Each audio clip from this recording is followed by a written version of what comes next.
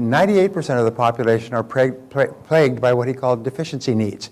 They're constantly compensating for their inner deficiencies and their worries and their doubts and their fears and their past experiences and so on. Only 2% reach self-actualization. Before we're finished, we'll all be at that 2%, where the deficiency needs just drop off like the first stage of a rocket out of Cape Canaveral and are gone, and then you just have the command module. So what I'd like you to do now is I'd like to take, and let me finish the last one. We say the key to success is, first of all, understanding. And understanding is, is understanding yourself and understanding your world. And that takes some time, it takes some study. And the second is effort, is you have to work. You have to be willing to make the efforts necessary. When I began to study Ouspensky and Gurdjieff many years ago, they called it the work. And there's always work that you have to do. If you want to become physically fit, if you want to lose weight, there's a lot of work that you have to do. And unfortunately, most people, the bottom 80% of people, are lazy. Actually, there are three types of lazy. They're lazy, very lazy, and bone lazy. And one of the greatest problems we have in our society today is lazy people who want the rewards that hardworking people get.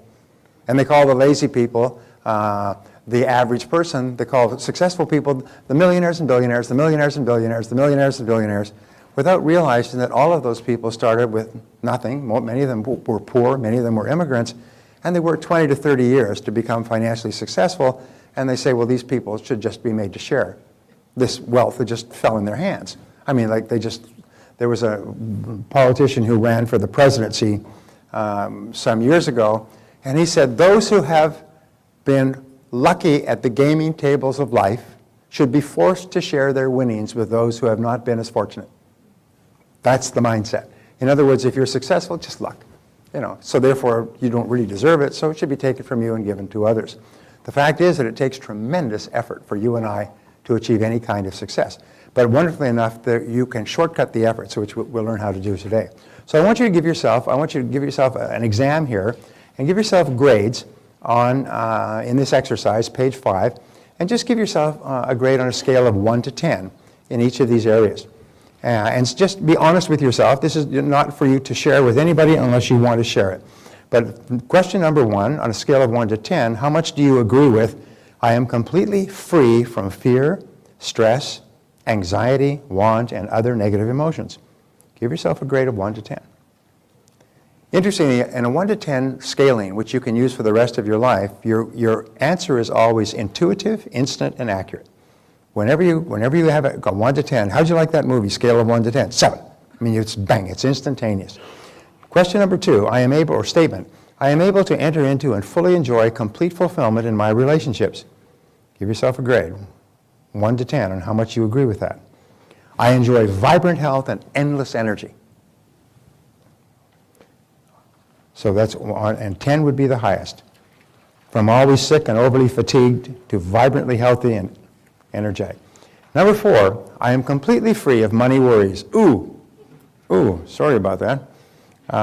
Give yourself a grade on that one. Number 5, I have clear goals and ideals that give purpose to my life. That's a great question. 1 is a totally undirected, and 10 is a very, very clear purpose. Number 6, I completely understand myself and why I do the things I do. This will be a real shock to your mother-in-law, whatever grade you give yourself there. Number 7, I sincerely believe that I am becoming everything I am capable of becoming. So give yourself a grade. And the reason we do this, and we say now on page 7, what one action are you going to take immediately as a result of what you've learned in this lesson? And your action can be simple: improve on scale number 5, or is set clear goals for my life. Or it could be something simple, but it'll be something that pops into your mind. So here's a quick question. What is the most important part of this seminar? What is the most important part of this seminar? I see my coming here was an emergency. The answer is what you do afterwards. It's the actions that you take. One of the differences between successes and failures is successful people are intensely action-oriented, and failures are talk-oriented. Talk, talk, talk, talk, talk, talk, talk. But successful people are action-oriented. They get an idea and they take action on it. And they immediately get feedback, which enables them to correct and take more action. So whenever you come to a place like this in the workbooks where it says what one action are you going to take, just jot down the first thing that comes to mind. And then we can accumulate those later, and you'll end up with a whole series of actions that you can take when you leave here. And sometimes one idea that will pop into your mind during our time together will change your life. I cannot tell you how many people have said, when you were saying that, I thought of something, had nothing to do with what you were saying, I wrote it down, changed my life. I've had people leave this on the verge of bankruptcy and come back 3 years later with 13 companies and $10 million in the bank. Changed my life. One idea, one concept. I took it back to my company, transformed my company. I duplicated it in a second company, third company, fourth company. He said, sold the concept, licensed other people. I mean, one idea. So if you get an idea, here's the rule. Catch the idea and write it down. Catch the idea and write it down. Because sometimes it goes through your mind like a comet. And if you don't catch it quickly, you'll lose it. And then a week or a year from now, you'll be thinking, oh, geez, I thought of that a year ago. Why didn't I write it down? So we don't want to have any regrets. No more if only I'd written it down. Huh? No more if onlys. Which brings us to 7 mental laws. 7 mental laws. Lesson, here's whatever the mind of man can conceive and believe, the mind of man can achieve. Yes. All right. 7 mental laws. The law of control. Now, the law of control says that you feel positive about yourself to the degree to which you feel you are in control of your own life. And the psychologists call this a sense of coherence, a sense of control. It means that when you feel you're in control, you feel happy. You feel at peace with yourself. And you feel negative about yourself to the degree to which you feel you are not in control of your own life. You feel you are controlled by your bills, by your bosses, by your health, by your debts, by your family, by your obligations. When you feel that you're not in control or out of control, you feel highly stressed. And so we have this little diagram here, internal versus external locus of control. This is what psychologists use. They say you have an internal locus of control here where you are happy, and then you have a scale, and you have an external locus of control. The internal locus of control is where you feel that you're in charge of your own life. You make your own decisions. Americans in general, by the way, have a much higher sense of inner control than most countries in the world, than all countries. Europeans, 58% of Germans, for example, highly structured economy, believe that they have little or no control over their future. A person with internal locus of control says, I make my own decisions. I am where I am and what I am because of myself. I'm in charge of my life. A person with an external locus of control feels that other people are in charge of their life, their boss, their bills, and so on. Now you are here, and you are moving in one direction or another with every decision that you make. The good news is that when you develop an internal locus of control, you feel really happy and strong, and you're much more positive and you're much more creative. And that's the goal that we're aiming for. The people with a high internal locus of control feel really, really good about themselves. They feel powerful, they feel empowered, they feel strong. And here's an interesting point, is you can never give away control, except to other people. You can give away your control to other people, but you still remain responsible. We'll talk about this later. So control begins with your thoughts, and your thoughts determine your feelings, and your feelings then determine your actions. I have a friend who has a little stick-on that he gives you to stick anywhere you want, and it just says C-Y-T. Control your thoughts. Control your thoughts. And if you can control your thoughts, you can control everything else. Your thoughts are the guidance mechanism of your life. So control your thoughts. And when you control your thoughts determine your feelings. By the way, great question, which comes first, thoughts or feelings? And the answer is always thought. And I'll tell you why. It's because it is the thought that creates the feeling. It's how you think about something that is happening in your life that triggers the emotion. For example, you could get stuck in traffic, and one person could be frustrated and angry and pounding on the horn and waving at the other drivers with one finger. And the other person could be sitting quite calmly and planning their day and listening to a Brian Tracy educational CD. The critical thing is the way you think determines it. At the University of Pennsylvania, they did 22 years of study, and they came up with a concept called explanatory style. You've heard the NLP people talk about framing and reframing. Well, explanatory style says that the way you explain things to yourself largely determines your emotions, it largely determines your thoughts, your reactions, your responses, largely determines the total quality of your life. how you explain things to yourself. And so if you explain things in a positive and constructive way, then what happens is you respond positively and constructively, you feel differently, you take different actions, and you get different results. Now, the next law is the law of accident. And the law of accident is actually a metaphysical concept. The law of accident says that everything just happens by accident. It's not what you know, but who you know. It's you can't fight City Hall. The cards are stacked against you. We have in our society an enormous number of people who are led to believe that they are victims, that there's nothing they can do about their situation. And you read all this stuff in the paper all the time by, unfortunately, ill-informed people who say, you know, there's great powers out there that are holding down the working person and so on. This is all nonsense. It's all sort of fantastical things like believing in life on the other side of the moon. But nonetheless, they convince themselves of that, and they feel that there's nothing you can do. The greatest enemy of human success is passivity, is people feel passive, feel helpless. It's called in psychology learned helplessness. They feel helpless. They feel there's nothing I can do. My debts are too high. The economy is too bad. Life is terrible. I was at a meeting with a bunch of people for 3 days on Sunday, Monday, and Tuesday. This room was full of people, almost all entrepreneurs, and some of these people are having the best years of their lives. Some of these people are generating embarrassing amounts of income. They're successful, and they're all hustlers. They're all working day and night. And they're there, it's a mind-storming, brainstorming, to share ideas on different ways to create and sell more products and services and so on. They're totally proactive. And there's no negativity in the room at all. I mean, everybody is just sparkling because they're all bouncing off each other in terms of actions that you can take. Whereas the great majority of people have this learned helplessness. There's nothing I can do. My hands are tied. I mean, look at the situation. Nobody's got any money. The economy is bad. This wah, wah, wah, wah. And so the law of accident, as you see, is completely opposed to the law of control. We say failing to plan is planning to fail. Failing to plan is planning to fail. So if you don't have a very clear, specific, written plan with goals and actions and priorities that you're working on every day, well, then your life will just drift around in a circle. You know, they say a ship without a rudder will just drift completely, but a ship with a rudder and a compass will go straight and true to its destination through any type of sea. And once we have a very clear rudder and compass, which we will have tomorrow, then suddenly we start to make incredible progress at a faster rate than you can imagine. So, number 3, the law of cause and effect. Now, this was the granddaddy law that really changed my life. The law of cause and effect says that for every effect in your life, there's a specific cause. This law is completely opposed to the law of accident and completely consistent with the law of control. It means that everything that happens to us for a reason. Even if we don't know the reason, it happens to us for a reason. We say that success is not an accident. Failure is not an accident. They all have specific causes.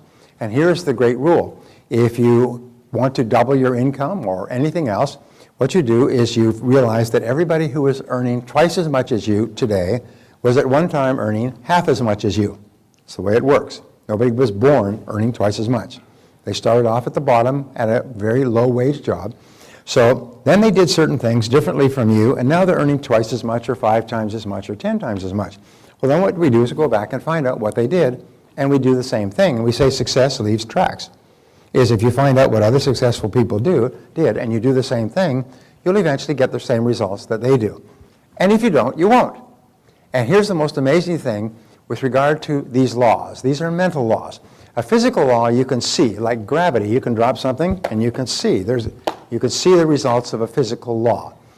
Mental laws, you can only see the results over time. But physical laws are just as fixed as mental laws. And mental laws work 100% of the time.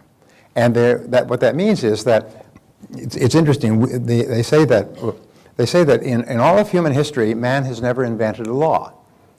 You know, we talk about all the laws of physics and mathematics and mechanics and velocity and the laws of Einstein and so on. Nobody's ever invented a law. We've only discovered the laws that already existed. Now, whatever your spiritual beliefs are, I remember listening to Billy Graham on a talk. I was driving through the Central Valley near Fresno many, many years ago, and it was on the radio. It was late at night. It's the only thing to listen to. And here's Billy Graham talking about all the laws that hold the universe in place. He says, if you have all of these laws, then there must have been a lawgiver. These laws could not have just happened spontaneously out of the primordial muck going back 1 billion years after the Big Bang. If you have all of these laws that really explain everything that happens, even laws of mathematics that take 100 years for a person to fully understand, that explains with absolutely unpredictable accuracy a mathematical formula. Where do these laws come from? Anyway, my point is that these laws are neutral. They work for you or they work against you.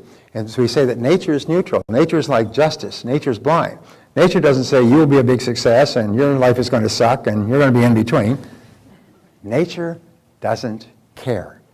Now this was a great breakthrough for me. Nature doesn't care. Nature says that if you do what other successful people do, you get the same result. And if you don't, you don't. And nature's not involved in it. Nature just says, here's the laws, here's the playing field, here's the rules of the game. If you play the game well, you have a great life. And if you don't, you don't. But there's nothing out there that is determining what happens to us. It's all in here. And these mental laws are important. I remember I was in Istanbul some years ago, and there was a story in the papers in Istanbul. I was traveling at the time, and it was about a young American student who had gone to Istanbul as a tourist. He was traveling with some other people, and one day they were sitting in one of the cafes, and there's a whole bunch of people marching with posters and chanting in Turkish, and they're marching down to the main square. Well, he says, hey, I know marches. We do marches on the campus. We do demonstrations. I know all about this. Hey, let's go get a piece of this. And they said, no, we don't know what they're doing. His friend said, we don't know what they're marching for. It doesn't matter. It's just a demonstration. So he went out there, typical American student. He said, yay, yay. He's trying to imitate the Turks, and they gave him a poster. And so he's going, yay, yay, and everybody's saying, yeah, and they're all slapping him on the back. He's going, this poster. And they march into the square, and the square was immediately surrounded by police. And all of these people were arrested. And what he didn't realize is they were advocating the downfall of the government. And in Turkey, it is a capital offense to advocate the downfall of the government. He was arrested. He was brought up in front of a military tribunal within 2 days, tried, convicted, and sentenced to death. And sentenced to be carried out in 2 more days.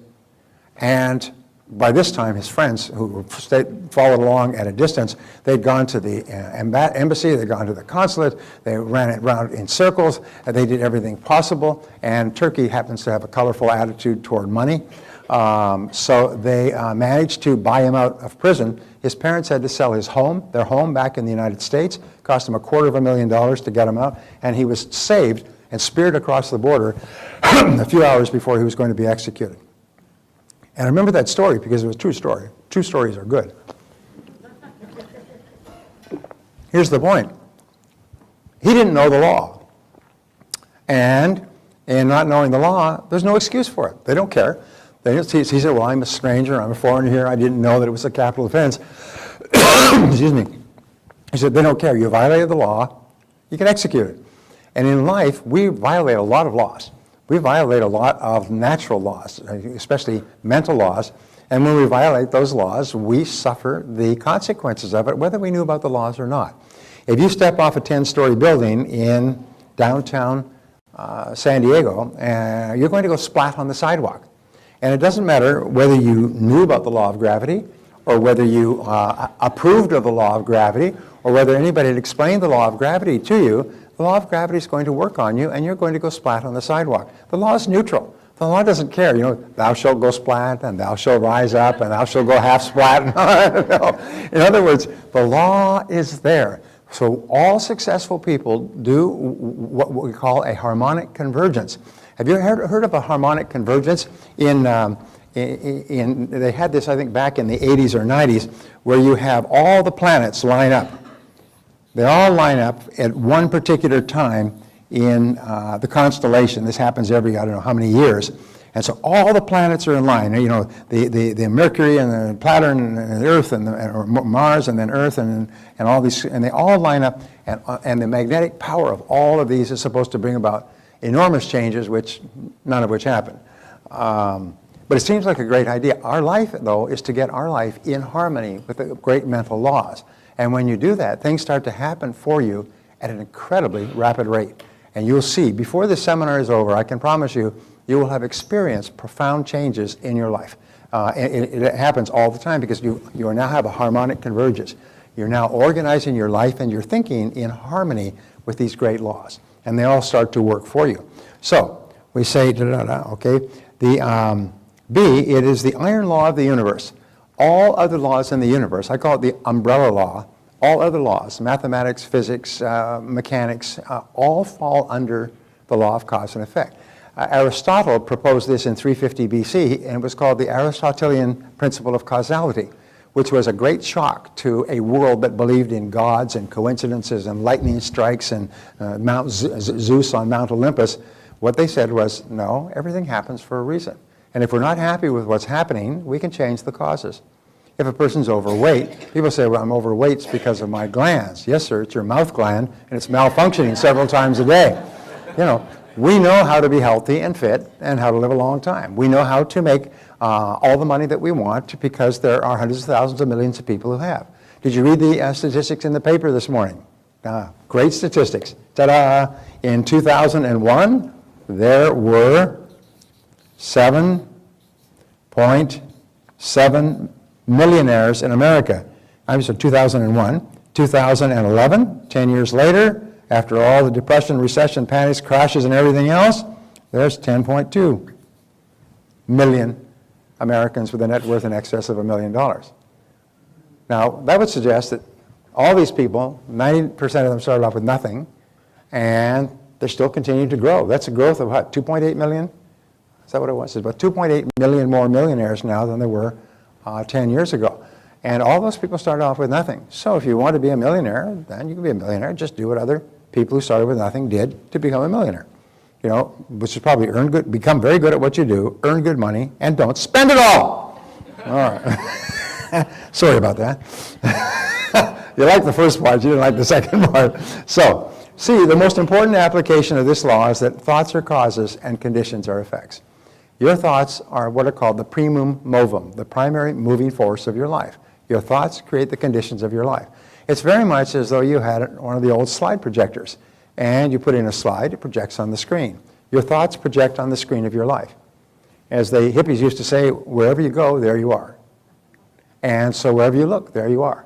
Wherever you look in the world around you, that is your thoughts projected onto the screen of your own life. Now, many people think, well, I don't like what I'm seeing on the screen of my life, so I'm going to beat up the projector, or I'm going to beat up the screen, cut up the screen. No, what you do is you start to change the picture you have in your mind. Interesting, we'll talk about this later, but all improvement in your outer life begins with an improvement in your mental pictures. Begins with an improvement in your mental pictures by constantly starting to see yourself and your world in more positive terms. So another mental law, the law of belief. Now, this is a biggie. This is really the biggie. This is the foundation principle, by the way, of all religions and all philosophies and all success is the law of belief.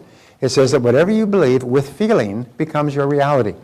Whatever you believe with feeling, with emotion, with intensity, it becomes your reality because you always act on the basis of your beliefs. And the more intensely you hold the belief, the more the belief becomes true for you. There's a gentleman that I used to know, his name was Glenn Bland, and he wrote a book called The Glenn Bland Method. And he talks about how when he was growing up, his father was a working man. And they talked around the family table, they talked about work at the lumber yard, and the father would always say, you know, when you grow up, you've got to get yourself a working job. You've got to get yourself a laboring job. He said the Blands have always been laborers. We've always worked by the sweat of our brow. And so the kids were all brought up to believe that they were supposed to get a laboring job when they got out. So he left high school, and he did quite well in high school. It was in sports and everything else, but his belief was when you entered into the world of work, you got a laboring job, so he did, on a construction crew working on the highways, digging ditches and you know, working on construction. And one day, he's been at this for about 2 or 3 years, and he's working away. He goes up there in the morning, sweats all day. The traffic is moving really slowly because it's a construction zone, and right next to him, while he's working away with a shovel, there's a guy, a friend of his from high school. And he's driving the car. He says, "Hi, Glenn, how you doing?" Through the window of the car. He says, "Oh, doing great." He's got his shovel here. And he says, "How's everything going?" "It's going fine." And he says, "How's everything going with you?" The guy's driving a brand new car. He's wearing a nice suit. He's well dressed. And this guy, you know, was no great flaming hell in high school, just an average guy. He said, "How you doing?" He said, "I got a great job." He said, "I'm selling, making really good money." He said, "I'm buying a new home next month and getting married at the end of the year." And he looked at him, and here's this guy, and he's living from paycheck to paycheck, sweating away. And he looked at that guy, he said, and it hit him like lightning. He had bought a bill of goods from his father. He said, this guy's no better, no smarter than he is, which happens to be the case. Yet he's got a different belief system, that you get out and you get a job and you get into business and you get into white-collar work. He threw down the shovel and he got up and he walked out of there and he said, I'll never work with a shovel again. He went and got into sales. He turned out to have a natural ability for sales. Within 2 or 3 years, he was doing extremely well. Within 7 or 8, he was a millionaire, had a beautiful home, beautiful car. He said the turning point in his life was when he challenged that belief that he was meant to be a working man all his life. Many people have beliefs, and there's two sets of beliefs. There's conscious beliefs that we have, and there's unconscious beliefs. And there's that wonderful line from Josh Billings, the humorist. He said, it ain't what a man knows what hurts him, it's what he knows what ain't true. And many of the things we know about ourselves ain't true at all. What we do is we develop scotomas, or blind spots. Is once we've decided to believe a certain thing, we do not see anything that contradicts it. We may be doing wonderful things or wonderful work or being very successful. We don't even see that if we decided to believe that we will never make much more than we're making. Sometimes your parents will tell you, you've got to be worried about money, you've got to be careful about money all your life, and you'll never make very much, so you've got to hold on to every penny. And so people just hunker down, and they're more concerned about security than anything else. And so we develop these beliefs, these blind spots. And sometimes you need somebody to come along and open it up. And so you can see this vast world of possibilities that you have. And when this happens, people change completely. So your biggest obstacle is usually self-limiting beliefs. Your biggest obstacle is usually self-limiting beliefs. So what are your self-limiting beliefs? What are the most common ones? Well, the most common ones are internally, I'm not smart enough, I'm not as smart as other people, or I'm not talented enough, or I'm not creative enough, or I'm not something enough. It's just the most amazing damn thing. I remember this great story. His name was Igor, and he came to my seminar in New York, and he came to my seminar in Palm Springs, and he was a Russian immigrant. And he said he'd arrived, this was 5 years before, he arrived 5 years before from Russia, when Russia was just opening up in the 90s, and he had everything he owned on the streets of New York in a box, a cardboard box with string on it. And he didn't know a word of English, and he had to stop people on the street. He kept stopping people and asking them, looking for someone who spoke Russian. And he finally found somebody, and he would ask them something in Russian. Доброе утро, доброе утро, доброе утro. Good morning, good morning. Somebody responded back, доброе утро. And he said, where can I find Russians? I don't speak any English. He said, well, go to Little Russia. It's a little part of New York. How do you get there? He showed him how to get there on the subway. So he gets there on the subway, and this big, long elevators. And everybody ever been to New York, coming up from the subway, the long, long elevator. He comes up, and the first thing he sees in Little Russia is a pizza place, which has it's a Domino's pizza with a Russian name. He goes in, he speaks to the owner in Russian. He said, I need a job. And so he said, I need somebody to deliver pizza. So his first job was delivering pizza in Russian, in Little Russia, to other Russians. And that was his first job. And he did that, and the first thing he decided to do was learn English. He looked around, he said, why are so many Russians successful in America? And there's an enormously successful Russian immigrant community in New York. And he found the first thing they did is they spoke English. So he just put his head down, he began to learn English. Pretty soon he could learn English, he could deliver pizzas to both Russians and non-Russians, and after a year, his English was good enough, so he applied for a job selling printing for a printing company. And he kept studying English, and at that time, he stumbled across my audio programs. My audio programs are used by Princeton University to teach English as a foreign language in 17 languages, because they're very clear, they're grammatically correct, they're unaccented, and people who want to learn English also want to be more successful, so they get a twofer.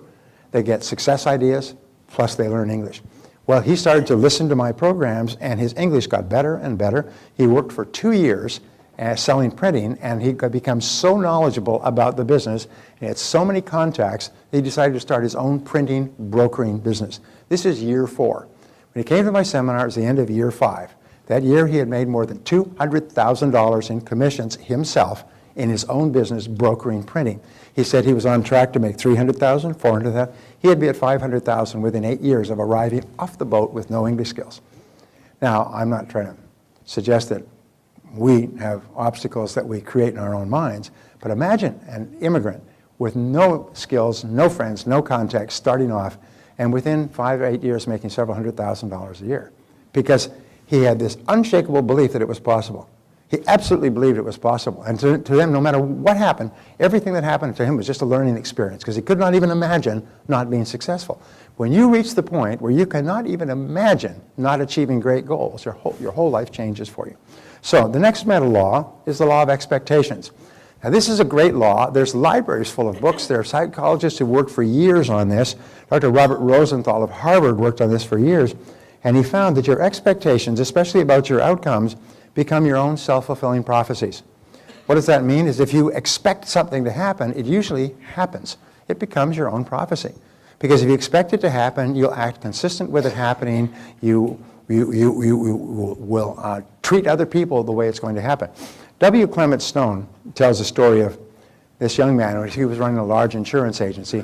This young man was sent to him by one of his business associates, just came out of college, it was starting off in life insurance, and he came to Clement Stone to ask him if he could get some referrals, some leads. And so Clement Stone said, yes, I'll give you some names of some top referrals. These are people who are all interested in buying life insurance or buying even more life insurance. I'll be right back. So he went into his office, and he had his secretary type up a list of names, addresses, and phone numbers. So this young salesman went out, and he called on these people, and he was positive and enthusiastic, and he made about 4 or 5 sales, and the others, had to think about it. We're not ready to make a decision right now. So we went back to Clement Stone. He said, those leads were fantastic. Thank you so much. Can I have some more? He said, sure. He said, wonderful. He said, here, as a matter of fact, I'll get you my lead book, and you can write down the names, addresses, and phone numbers yourself. And so he went and he got the telephone book. For the Chicago phone book, he said, this is where I got the names in the first place. You can have as many as you like. Now, what happened was, the gentleman believed that these were leads given to him by one of the top business people in the country. He was worth $800 million at the time. And so he said, W. Clement Stone told me to call on you. Oh, that's great. Anyway, his expectation was that these people would buy. There's another great story of this fellow who's running a company in New York, and the company's on the verge of bankruptcy, about to collapse, and he's really in despair. He doesn't know what to do. He's going to lose his home. He's going to lose everything. And he goes for a walk in Central Park, and he's standing on this bridge in Central Park, and this man comes out of the night, comes up and stands next to him and says, hi, how are you doing? He said, fine. He said, you look like you're deep in thought. He said, yes, well, I've got a business, and the business is in trouble. He said, no problem at all. He said, I'm John D. Rockefeller. I'll lend you some money. How much money do you need to turn your business around? He said, well, probably $200,000 or $300,000. I'll give you $500,000. Pulls out a checkbook. He writes that check right there and gives him a check for $500,000, John D. Rockefeller. He said, there you go. He said, meet me back here in this place a year from now, and you can pay me back. Really? I mean, wow. He said, good luck. And he walked off into the night. Well, this is like an answer to a prayer. He couldn't believe it. He took this check back, went back to his office, and he's sitting there. This is a true story, too. Although I can't verify it. Anyway, he takes this check back, and he sits there, and he looks at this check, and he said, wait a minute. He said, my business isn't going down the drain. He said, I don't have to cash this check right yet. What I'll do is I'll put it in my safe. But if ever I need it, I've got this check. It's valid for a year. And he went back, and he turned around to his business. He had $500,000 in his safe. And he went back in, and he made revisions and changes, and he upgraded his sales and marketing. And he became more aggressive and introduced new products and services. And his business grew, and it turned around. And this business grew, and he became prosperous again. He never even had to cash the check. And 1 year passes.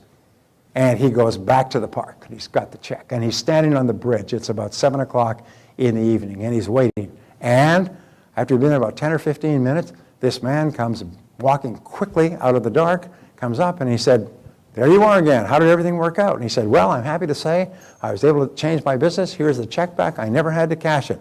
He said, well, thank you very much. It's really great. And he said, I'm so happy to hear about your success. And then this nurse comes running out of the bush saying, Mr. Hawkins, you come back here. And she comes running up and grabs him by the arm, and she said, I hope he's not been bothering you. He's escaped from the asylum over and over again, and we always have to go out in Central Park and find him. Now, you come back with me, Mr. Hawkins, and led him back to the asylum where he had run away. My point was, because he believed that this was a check from John D. Rockefeller, it transformed his life. Not that it was, but because he believed it, his expectations were that at any time he could cash this check. And it totally transformed his attitude toward his business and his business results. Now, the wonderful thing about our expectations is that you can manufacture your own. You can manufacture your own. You can expect great things to happen. So whatever you expect with confidence becomes your own self-fulfilling prophecy. If you absolutely expect, we'll talk later about this, but the greatest of all attitudes, the catalyst that causes your potential to unlock, almost like a chemical catalyst that causes an explosive effect, is confident expectations. An attitude of confident expectations transforms your attitude towards your world. If you confidently expect that people will buy and confidently expect that products will sell and confidently expect that if everything fails, you'll learn a valuable lesson that you'll use to be more successful next time, if you always expect something good, you'll never be disappointed. And it has a total transforming effect on your attitude. So expectations play a critical role in your life. There's 4 types of expectations. First are the expectations of your parents. And it's the most amazing thing. I was reading a story yesterday about a fellow whose mother was alcoholic, father was gone, mother was alcoholic, and she was a mean drunk. And she would always tell him, "You're worthless and you'll never amount to anything. You're worthless." About 3 or 4 children. She told them all that. "You're all worthless and you'll never amount to anything." And so many parents have made the mistake of criticizing their children too much when they were growing up, and their children develop a feeling that they're not really very good. And so they set low standards for themselves and achieve them. The worst of all, they say, is to set low standards for yourself and be successful. So the expectations of your parents have an inordinate impact on the person you become as an adult. And so you have to look back and realize that many parents were raised by parents with negative expectations. And in the Bible it says the sins of the fathers are visited on the children. So what your parents, grandparents did to them, they will often have inflicted on you. And you'll often grow up not really feeling that you have great potential. Your parents will have expressed the thought that they didn't really expect you to do that well. You get poor grades, well, what can you expect? You're not that smart. And you're never on time. And you never fulfill your promises. And you probably won't do that well in life. And isn't it amazing the power of negative expectations expressed by our parents when we were young, the power that that has on us as an adult. It's sort of like a sea anchor that's pulling us back, and we're struggling hard on the outside to be successful, but deep down inside, we are still fighting with those negative expectations. The other place is the expectations of your boss. You'll find that people who work under high expectations bosses who really have confidence in their staff, perform at a vastly higher level. I remember when I was in real estate, there was an office, and this office was run by this manager who was just dynamite. Positive, cheerful, happy, upbeat, and he only hired people that were of the same caliber. He wouldn't let anybody be there. You had people lined up to join this office, even though they're working on straight commission. And he would interview them, he would spend some time with them, he'd have them meet the other people, they'd do a thumbs up or a thumbs down. Eventually he had an office full of really high chargers. They're just positive, happy people, a lot of laughter. And that office, the people in that office made 3 times as much on average as the real estate people in any other office, booms or busts. During the busts, they were the most financially successful real estate agents in the market. And so people who had been struggling in one office with negative or indifferent bosses or demanding bosses or complaining or criticizing bosses, they go and they work in this place and their income would triple within a year because they're under the influence of a positive expectations boss. Now here's one of the great rules in life, which we'll come back to over and over, is that people don't change. I get this question, how can I get my wife to change, my husband to change, my boss to change, my friend to change? People don't change. In fact, the psychological studies show that people under pressure become even more so, but they don't change. And people say, well, how come you're giving a seminar if you say that people can't change? I'm saying that it's like how many psychiatrists does it take to change a light bulb? Well, the answer is only one, but the light bulb has to really want to change. And it's the same thing. Most people don't want to change. They've taken their whole lives to become the person they are, and they don't really have any desire to change. As a matter of fact, most people feel that in some degree they are superior to all other human beings. Everybody does. It's okay. I know. And so therefore, why would they change if they're already superior? And if somebody thinks that they should change, well, they're definitely superior to that person, because that person is obviously an inferior person if they would even suggest that someone as good as me change. Are you with me so far? This is called rationalizing, which we call rational lies. we tell rational lies. My friend John Assaraf talks about that. And so the expectations of your boss, and the rule is, if you're working with a negative expectations boss, go somewhere else. Because he or she will never change, and you'll never fulfill your potential under a negative expectations boss. Another is the expectations you have of others. The expectations you have of your children and your spouse, you'll find that in great relationships, each spouse expects the other to do really well and to be really successful and be really happy. The expectations you have of your children all the time they're growing up, the expectations you have of your staff. So expectations are really, really good. Barbara and I went to a restaurant some years ago, and the hostess was a really persnickety, negative, rude. How she got to be hostess? You know, the old saying, when you first meet this kind of a person, you don't like them, but after you get to know them, you hate their guts. Well, this is the kind of woman that after about 2 or 3 minutes of standing there, you wanted to punch her in the face, and hard, you know. Anyway, so this is a first-class restaurant. I'm working for the owner of the restaurant, who owns 200 companies, and he owns several restaurants. And so we come there, we have reservations, and she said, well, just a minute. And all right, fine. All right, come with me. She grabs them, and she pranced. Remember that, Barbara? The funny look. She pranced like a schoolmarm, and she takes us to a table, which is, they always take you to the worst table in the restaurant. This table is in the main traffic near the kitchen and the bathrooms. And I knew this was going to happen. This happens everywhere. We'll talk about this later. So I said, well, I'd much prefer that table over there, which was a quieter, private table. She said, that table's no good. I said, what's wrong? The waiter for that table is Henry, and he's no good. He's the worst waiter. You wouldn't be happy there, sit here. And then they pull out the chair and they shake the chair. As power of suggestion, shake the chair to get you to sit down. They put down the menus at your places and shake the chair. No, I think we'll take Henry's table. And just walked over there and sat down. She comes over, she puts the menus down, and she's nasty as can be and walks away. Well, about 2 or 3 minutes later, the waiter comes up. And I said, he said, hello, how are you? And I said, fine. I said, is your name Henry? And he said, well, yes. I said, oh, thank God, Barbara, we got Henry. And he said, what? And I said, I had some friends who were here the other night. They said, you're the best restaurant in this city. You're the best waiter in this city. And if we could come to this restaurant, if we can get a table from Henry, we're going to have a great evening. He said, who said that? He's just some friends of ours. It doesn't really matter, but we're so glad that we've got you as our waiter. And he said, really? Now, here's a tough question. What kind of service do you think we got for the rest of the evening? It was great service. Henry was there all the time. You wanted a little bit of salt and a little bit of salt. You wanted wine, you wanted the, I mean, Henry was fabulous, and he was smiling, and he was happy, and he was treating all of his customers well, and we tipped him, and when we walked out, we looked at her and we said, that Henry's the best waiter in this whole damn restaurant. Thank you very much.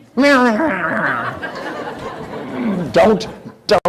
You know, Barbara's kept me off of assault charges for years. Because why? It's because they set up a positive field of expectations. And you can do that because people tend to rise to the expectations imposed on them by others or fall to the expectations. So always express positive expectations. Even if in your heart you have a lot of doubts, always be positive on the outside. And the expectations you have of others, so the rule is the expectations you have of yourself. Now, these are the expectations that can override all other expectations in your life. There are people who've come from negative backgrounds and child raisings. They've been in negative marriages with complaining spouses. They've had difficult people around them, but their expectations for themselves never wavered. A friend of mine named Peter Daniels, who started off working on the streets, became very wealthy, he's very successful in Australia, did a lifelong project, and he studied the lives of 500 men and women who became successful. He read their biographies and autobiographies and encyclopedia and Wikipedia and so on, looking for the common denominator of success. And what he found was this. He found that he read about 300 autobiographies, and he finally found the common thread. The common thread was every one of those people always believed in themselves. They always believed that they were going to be a big success in life. They always expected to do well. They said when Winnie Churchill was asked about Winston Churchill, even though he was washed up at the age of 66, and a secondary player in his party, had been laughed at for years when World War II started. They said that one thing Winston Churchill never lacked was an absolute confidence in Winston Churchill. He absolutely expected that he would be the right person at the right time, at the right place when history called on him. Patton had the same thing. He knew that he would be the right person. He said in these 500 biographies and autobiographies, every one of those people expected to be a big success. Now here's an interesting exercise. Imagine that you could go down to the computer store and you could buy a mental program and you could put it into your mental computer, and it would then become part of your continuing operating system. If you could buy any belief at all to put into your mental system, what would be the best belief for you to buy? And the answer is the belief that you are going to be a big success in life. That no matter what happens, everything is going to conspire together to make you a great success. And if you absolutely believe that and absolutely expect that everything is going to help you, that will become your reality.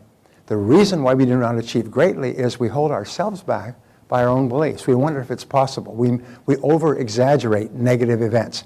We catastrophize, and we blow them out of proportion as opposed to looking at them and seeing them as just ideas, stepping stones to success. So we say always expect the best. And remember that your expectations are totally under your own control. Now, here's an exercise for you. Da-da-da. Wait a minute. Oh, okay, geez. Okay. Repeat throughout the day these words. I believe that something wonderful is going to happen to me today. Now say that to yourself. Say it quietly to yourself. I believe that something wonderful is going to happen to me today. Now say it aloud. Say it. I believe there's something wonderful is going to happen to me today. Now every single morning when you get up and say that, something wonderful is going to happen to you that day. It's the most amazing damn thing. You go into a restaurant and you say, I believe something wonderful is going to happen in this restaurant. I believe something wonderful is going to happen to me today. And it's the most astonishing thing. If you forget to say it, your life will be okay. But if you remember to say it with confidence, you set up a force field of positive expectations and something wonderful happens to you. And when I first heard, this is really hokey. This is kind of, hey, this is la-la. This is like California where we sit, under triangles and put crystals in our armpits. This is... But it's the most amazing damn thing. When you say these words, what happens is something wonderful starts to happen to you. Okay, the next mental law is the law of attraction. The law of attraction says that you are a living magnet, and you attract into your life the people and the circumstances that are in harmony with your dominant thoughts. You're a magnet, and whatever is in harmony, the people, circumstances, ideas, money, resources that are in harmony with your thoughts, you start to attract into your life. In the universe, all energy is in a state of vibration, including mind energy. Now your mental energy, mental energy travels at the speed of light. It travels and it's so fine that it goes through any substance. You can think a thought here and it can connect with someone on the other side of the world. There are many examples, by the way, in World War II where a person's son was killed in the Pacific and they woke up straight out of a dead sleep in the middle of the night, instantaneously, and it wasn't until days later that they learned that at that moment on the other side of the world their son had died. You'll have occasions throughout your life where you'll think of a person, the phone will ring, it'll be them. Or you'll think of doing something and you open the newspaper and there's an article on the exact same subject. One of the things I wanted to talk about was self-made millionaires. You open the newspaper this morning, there's the most current figures on self-made millionaires from 2001, 2011. So I can come down and share it with you. So your mind is incredibly powerful, but it is a neutral law. If you think negative thoughts, you'll attract negative things into your life as well. Now this law of attraction, this is the basis of The Secret and all those things. The problem with the book The Secret and the movie and everything else is that it doesn't mention the word work. Which is why it's a wonderful thing. People read The Secret and say, oh, all I have to do is think happy thoughts and I'll be rich and happy. No, that ain't it. That's like as Shalene can tell you, watching and if somebody exercising on television, all I have to do is watch these people exercising and I'll be thin and fit. No, baby, you're going to get off your, you know what, and get on it. So this explains these laws. It explains the law of vibration, which says that all things vibrate outward. So thoughts vibrate outwardly from you. And the more emotion attached to a thought, the greater is the intensity of the vibration. The more emotion you have. If you think about, what you're going to have for lunch, it has very little vibrational effect. But if you think about someone you love, or a goal that you want to achieve, or something you want to accomplish, or even something you're afraid of, it has a tremendous emotional effect. It's like turning up the emotional power. Second of all is radiation. We say that everything radiates outward, almost like the ripples in a pond, and it also explains the law of what is called sympathetic resonance. You can walk into a room and you will have a resonance with another person on the other side of the room. And you meet that person and you get married and live happily for the rest of your life. If you were to take a piano and put it on this side of the room and put another piano on this side of the room, and then take a tuning fork and hit the note, I'm sorry, not tuning fork, just hit the key of C flat, bang, and so it goes bang, and you walk across the room, the key of C flat on the other piano will be vibrating to the same harmony as this piano. You and I have this experience of sympathetic resonance, where we resonate with other people, we resonate with ideas, we resonate with conversations, we resonate with subjects that we like to study and learn about. We have this all the time, and that is the law of attraction. It means that something within you is resonating within something outside of you. If you want to be really successful and you see successful people and you start to resonate with their accomplishments, you start to become more like them. Now, here's an important point that people don't realize. This also explains what is called the law of repulsion. Now, the law of repulsion says that if you hold a negative thought, you repel anything associated with that thought out of your life. So many people are brought up to look down on those who are successful, to criticize successful people. This is fatal, because if you criticize successful people, even in your heart, it drives success out of your life. It guarantees that you'll never accomplish anything with your life. You'll always be miserable and unsuccessful. If you criticize wealthy people, they'll never be wealthy. And so therefore, it's so important for you to admire people who are enjoying the success that you desire, is to admire them and look up to them, and don't look for chinks in their armor or flaws in their life or behavior. Instead, look for the things that they do right and say, that I could do that. Read their books, read stories about them, and admire successful, happy people. If you admire successful, happy people, you create this sympathetic resonance, and you begin to attract into your life people and circumstances and ideas that will enable you to be like one of those people. When people criticize other successful people, it has no effect on the successful people. It doesn't hurt them at all. They don't even know, and they don't care. But it destroys the criticizer's chances for success. They're shooting themselves in their own foot, blam, and admiring their own marksmanship. Geez, I'm a good shot. One of the characteristics of poor people is they look down on rich people. Do you know that people on welfare actually feel that people who work are suckers? And it's the most amazing thing. When you interview them, they're not grateful for welfare. They resent the welfare, but they look at the people who work and have to pay taxes to enjoy the welfare. They look at them as suckers. These are suckers. I don't work. I stay at home, watch television, drink, snort, whatever I do. And these suckers got to go to work every day, isn't that? And they actually look down on their benefactors. Now, what is the chance of them ever having any success in life? In the zero range? It's probably nothing. They'll never be successful, and they'll never understand that their own mentality is what drives out all possibility of success from their lives. So always admire success, and always want for others what you want for yourself. If you want to be a big success and you see somebody successful, say, that's great, congratulations, that's wonderful, because if you can get it, I can get it. Abraham Lincoln once said that some are rich as proof that others can be rich as well. And so what we do is we look up to successful people. Now, the law of correspondence, this is my favorite, I love this law, says, as within, so without. And this brings us to my favorite ratio. And my favorite ratio is this, the 1-to-1 ratio. And basically what it says is what is going on in your outer world corresponds to what is going on in your inner world. As within, so without. One of the greatest of all spiritual principles. What's going on inside corresponds on the outside. We say your outer world is a mirror that reflects what is going on in your inner world. We say wherever you look, there you are. What you see is your own self, your own thoughts reflected back to you. And the places that you see this, most of all, you see it in your relationships. Is the person you are on the inside is perfectly reflected by your relationships. You see it in your financial situation, your depths of preparation and work And attitude toward money is reflected in your financial world. You see it in your health. Your attitudes toward health, fitness, food, everything else is reflected in your physical body and so on. Always on the outside. There's one of my great spiritual teachers was Emmett Fox, and he wrote a piece, which the name of which is Enough. And the piece was called, it's called The Mental Equivalent. And he said, the great requirement of life is for you to create within yourself the mental equivalent of what you wish to enjoy on the outside. This is your responsibility, and God and nature will take care of everything else by law. So therefore, that's why reading, thinking, planning, visualizing, all the things we'll talk about, so you can create within your mind a mental equivalent of what you want to enjoy on the outside. And the greater vividness with which you can see it on the inside, the faster it comes into your reality on the outside. Most people have only a vague, fuzzy, unclear goal or idea of what they want, and as a result, what happens in their life is vague and fuzzy and unclear.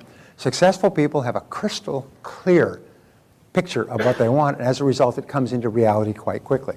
So we say here, as within, so without, and here are the three great principles. This is the great principle that underlies all thought for the last 6,000 years, that you become what you think about most of the time.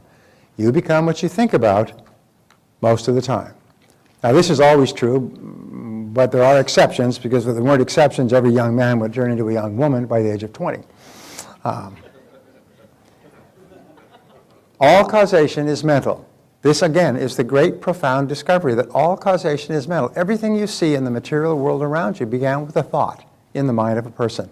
And that thought turned into a goal, which turned into a plan, which began to take physical reality. In fact, just writing down a goal and making it concrete on paper is the beginning of this process. And so here's the most important principle of all, is you change your thinking and you change your life. You change your thinking and you change your life. And wonderfully enough, going right back to the law of control, the only thing over which you have complete control is your thinking.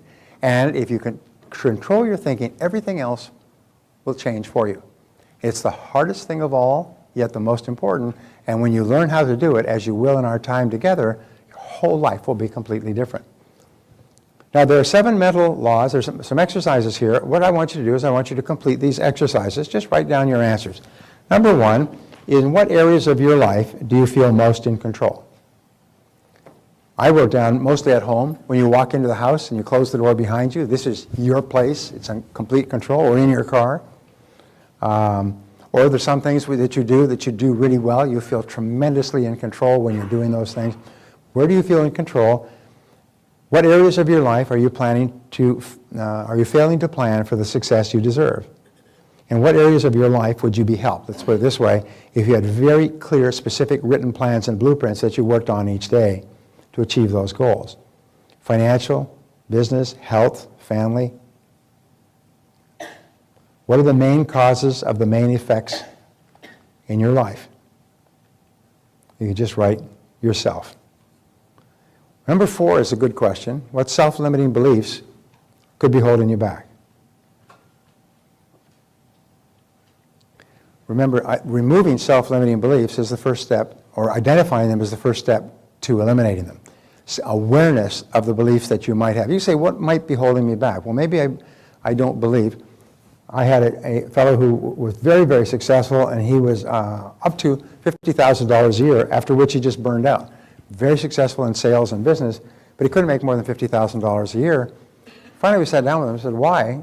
You know, he makes that amount of money halfway through the year and then just dawdles for the rest of the year.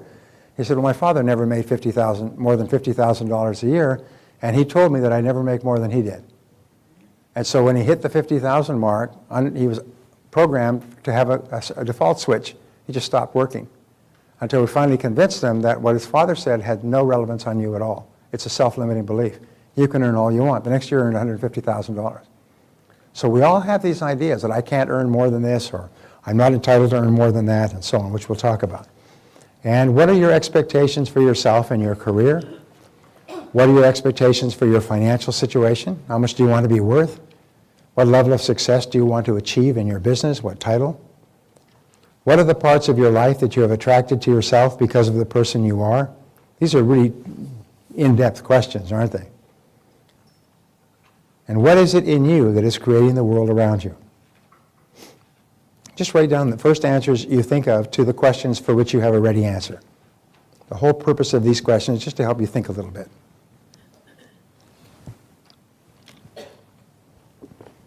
As you can see from the introduction here, we say everything in your life is attitudinal. Fully 85% of what you accomplished is determined by your attitude, which is the way you think going in.